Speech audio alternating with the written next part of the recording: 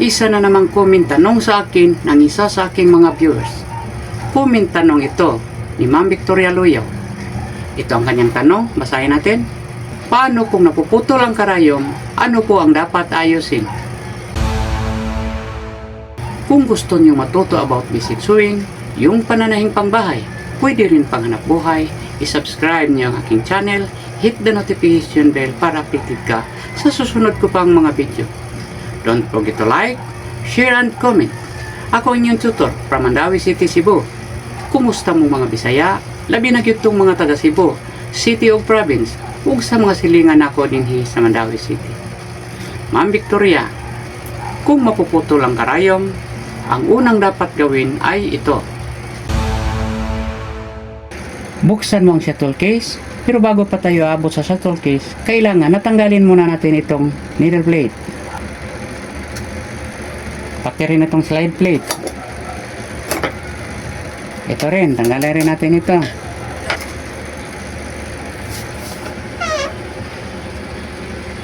Ito ng shuttle case.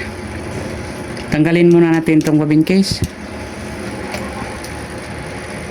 Buksan natin ito. Ito ang shuttle hook. At ito ang kanyang cover.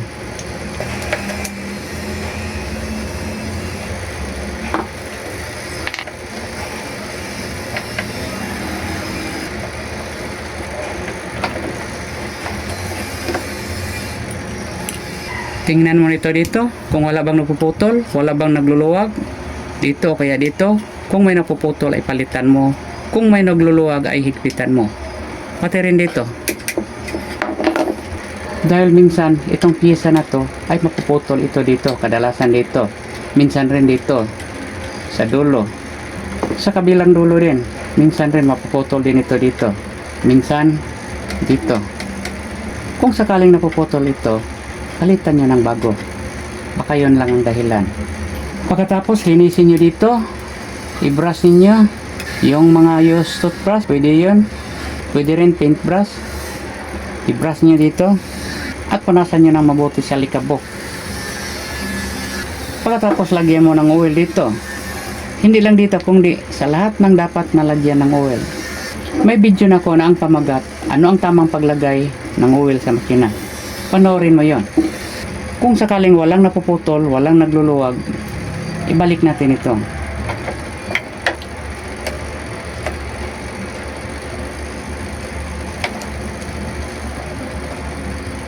Pati rin itong bobbin case. Linisin nyo ng mabuti. Punasan nyo.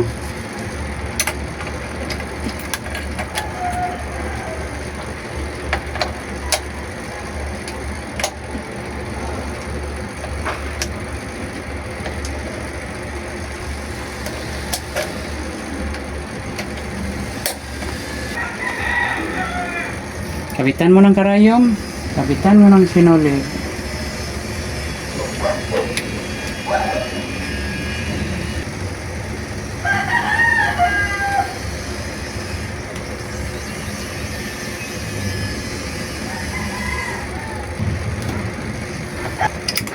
At subukan mo ang tayo. Kung sakaling mapuputol pa rin, ito na inyong gawin. Tanggalin ulit natin itong needle plate. Pati ang karayom at ang kanyang pressure bar para walang makaharang. Ako, kailangan pala natin itong karayom. Balik natin. Ito na, tingnan mo ito. Bago mo ikabit itong karayom, ay siguraduhin mo na tama ang pagkabit. May video na ako na ang pamagat paano magkabit ng sinulid at karayom sa makina. Panoorin mo itong video na to. At siguraduhin mo na hindi baluktot ang karayom. Kung masisiguro mo na at masigurado mo na tama ang inyong pagkabit, ito nang gawin mo. Kung magtahi tayo, ay akyat baba ang karayom. Pagbagsak ng karayom, ay dito ito tatama. Itong may tapyas nito. Kung makikita ninyo, may parang naka-curve ito. May tapyas ito dito. Sa amin sa Visayas ay pahak. Kung babagsak ito, kung napakalapit ng karayom dito, kung pumapaling ito ng konti dito, tatama ito dito, kaya nga mapuputol. Kaya ang kadalasang dahilan, minsan, itong shuttle hook. Dahil may mga shuttle hook na maliit lang ang tapyas dito. Parang halos naka-straight lang ito dito. Katulad ditong isang shuttle hook na ipapakita ko sa inyo ito. Yan. Tingnan nyo itong shuttle hook nito. Halos walang tapyas, napakaliit lang nito. Kaya nga pagbaba ng karayom, kung pumapaling ito patungo dito, tatama ito dito. Kaya nga mapuputol. Baka ganyan ang shuttle hook ninyo makina. Napakaliit lang ng tapyas nito. Kaya kung ganon, palitan nyo. Bumili ka ng shuttle hook at piliin mo yung shuttle hook na may malaking tapyas dito. Katulad ditong isa. Ito. Ikukumpara natin. Itatapat natin.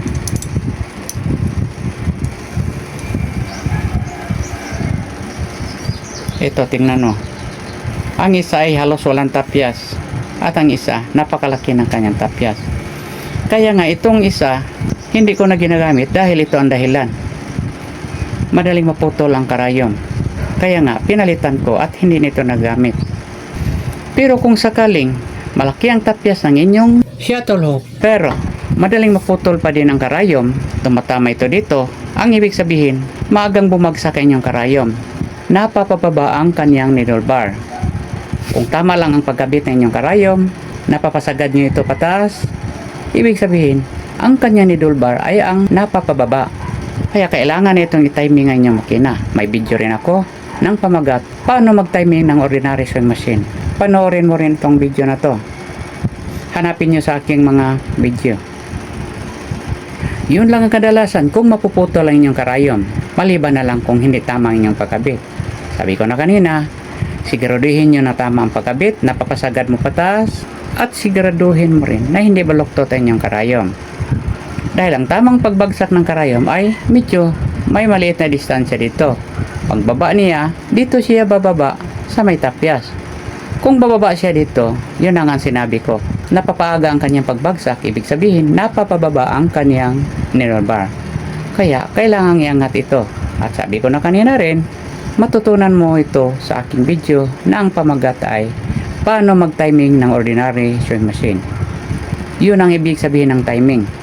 I-timing mo ang kanyang pagbaba. Dahil pagbaba nito dito, ay atras itong shuttle hook. Pagbalik niya, ay susungkitin niya ang sinuli dito.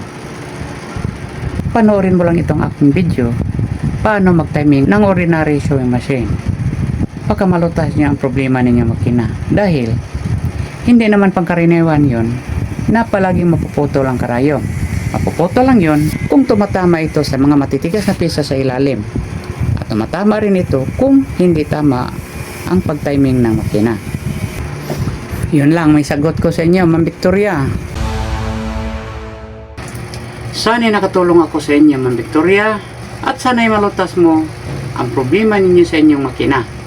At panoorin mo pang aking mga video tungkol sa pagsasayos ng makina. Marami kayong matutunan doon. Ako ang iyong tutorial para sa basic sewing tutorial. Good luck, good health, God bless.